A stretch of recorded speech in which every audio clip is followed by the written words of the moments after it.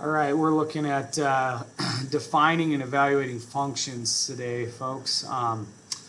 We've got a couple things we need to go through, a couple vocab words, and then we'll go through some examples of this and how we relate this and how we use this in what we're doing. So first thing, you guys need to know that we have what we call a relation in math. A relation is just when we have, for every like x value, we have a y value. For example, they just have a bunch of ordered pairs that could be a relation. So if we're looking at this here and I had like 3, 1, and let's say I had -5, 8, I had like 10, -40, and let's say I had another 3, 2. That is what we call a relation. That relation is just like a group of ordered pairs is probably the best way that for what you guys have. That probably is a good way to put it there. So we want that relation to become what we call a function. That relation becomes a function when I have, for every one x value, I have a y value. So again, every x value has one y value. So really, in your guys' minds, we do not ever want our x values to repeat themselves. They cannot have like multiple y values that go for that. So this relation that I wrote right up here would not be a function. It's a relation, but not a function, because I have this 0.31 and I have this 3.32. So that x value goes to multiple y values. That is just a relation, not a function. So if I was working with just ordered pairs, a function I could write would be something like so. We'd go like 1, 4. We go -8, 10.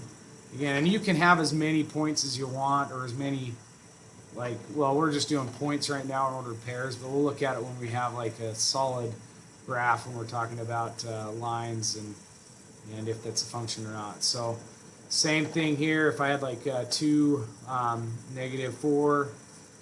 If I had 9, 1, -7, 5.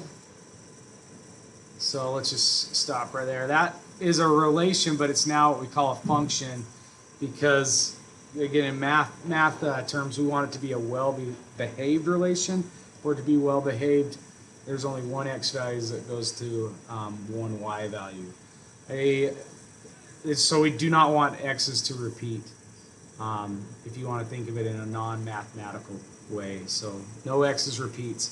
My y's can repeat. That's not a problem. Like I could have another point that's at like 5, 4. So I'd have this y that repeat. That'd be okay. That's not a problem for that to still be a function. I just cannot have my x values repeat here. So it needs to be a well-defined relation. So there's your two terms here. What I want to do is we want to be able to look at different types of representations and tell whether or not they're a function. So we've got a few different ways we can represent this. We can represent them with ordered pairs like I have right here on my screen.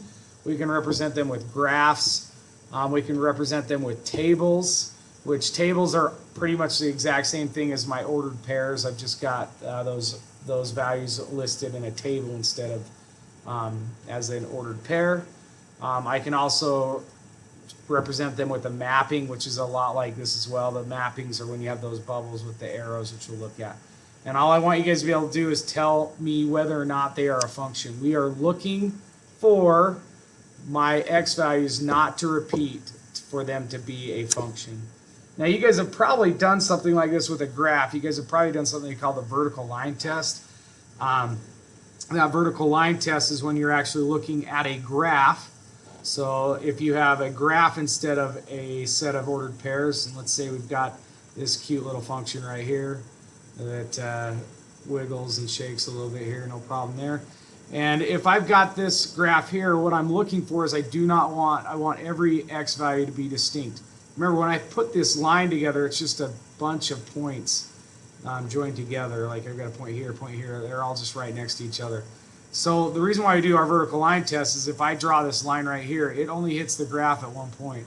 If I do it anywhere, a matter of fact, it should only it should only hit it at one point. So if you notice here, as I move this vertical line along, it's only hitting this graph at one point, which that tells us it's very well behaved and we only have one x and no repetitive x values there, okay? This is what we call, again, the vertical line test here. You guys have probably heard of this before, so if you haven't, then welcome to the party here, okay?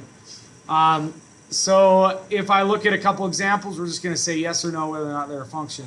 So this top one right here I'm looking at, this is just a set of ordered pairs. I'm just looking for x values to repeat. This one does not. I know you got this -3 and this +3, but those are not the same values. So we'd say, yes, this is a function because I do not have any x values repeat. If I look at this second example here, I'm just looking for x values repeats. This is a nightmare right here. This is like 3 points that have x's repeat. I've got 2 all over the place. So this would be a definite no for sure in that case. This is what we call a mapping, this third example right here. Again, I'm looking for x values to repeat. Guys, my domain, if you guys remember from our previous, is my x and my range is my y's. So if you see here, this is just points. It's just written in a different way. There's a point at 221 and 225 and then 830. This is saying that it's repeating. So this would be no, not a function here. Hopefully that makes sense there where we've just got like our ordered pairs like we do above, but it's just in a mapping. If I look at this next one, I've got 5, 105, I've got 10, 110, and then 15, 105. I have no repeating x values. I do have y's, but that's okay. That's not a problem. So, oops. So this one is going to be a yes. No problem with that as well. So, okay. And then I get to my graphs where I'm going to do my vertical line test. So you can either just do it in your head, or if you want to be cool and draw that line, a vertical line somewhere, you can do that. This one's a problem because if you notice, this intersects this graph at 2 spots, which means I've got a multiple x values here. So this would be a no, not a function. If I looked at this one and drew this anywhere, that's not a very straight vertical line, but it works anyway. That one's a little bit better. This one's only going to hit at 1 spot everywhere, so this one would be yes as well. So that's one skill you guys need to be able to do with this, be able to say, hey, is it a function or not? The other one is to be able to evaluate a function with different types of things, either from just equations like what we've got here, or from like a graph that I've got about here, right here, okay? And so if I look at this, I've got my function. I know these are functions because of my function notation. I've got this. This is no longer y equals 2x minus 1. It's now, we now use f of x. This f of x is telling us, hey, yo, this is a function. So I don't need to tell if it is or not. It's telling me it is right now. But really this f of x is just replacing the y for that. And again, it's just to tell us that it's a function. Same thing with g of x. I just have to use a different variable so that I know these are 2 different functions. So if I'm evaluating, you guys have done this before. We're just going to plug in a value and find out what my y value is. So if I look at this first example, I've got f of 0. That's just saying when, if you notice f of x, so that's saying when x is 0, what is my y value? So simply all I do is go 2, and I replace every x that I see on the right side with that value that it's telling me. So this would be 2 times 0 minus 1. And then you just simplify this sucker. When you simplify that, that gives you 2 times 0, which is 0, minus 1, which gives you -1 for your final value. And we could do this all day with all sorts of different values. For example, this second one, I've now got f at -2. That means x is -2 because that's where that x is. So I'm going to replace every x value with -2. I like to use parentheses just to keep everything nice and orderly because we love orders operations. So here I've got 2 times -2, which will give me -4. And then I've got this -1, which that is going to give me -5 from that. This last example again, 12. We're going to go 2 times 12. I'm plugging that in for x. 2 times 12, 24. Minus the 1, which would give me 23 there. You've got to pay attention whether you're talking about function f or function g. So these ones on the right, I'm looking at function g, which means that means I'm going to take this next one, which this notation is really weird right here, but this is really 2 minus 2x is what that is. I don't know why we went x2. So if I look at this, I've got, I'm just going to replace every x now with -2 in my g function. So that's going to be 2 minus 2 times -1. And then I just simplify. So when I simplify this gives me 2 plus 2, because negative and negative gives me a positive, which is going to give me 4 for what I get for that value. And then this last one, g of 4, so I'm going 2 minus 2 times 4. That'll give me 2 minus 8, because 2 times 4 is 8, which gives me -6. Bada bing, bada boom. Okay, also part of this, you got to evaluate from a graph.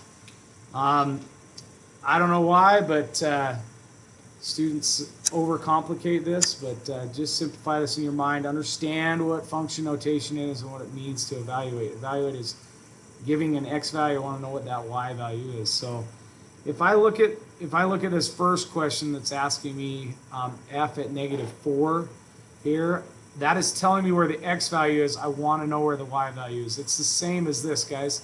These are my y values, this -1, this -5 that I've got on my screen here. So this is saying when x is 1, what is y? Well, x is -4, what is y? So if I go over here to the left to -4, I've got to find out where that function is, which it's right here.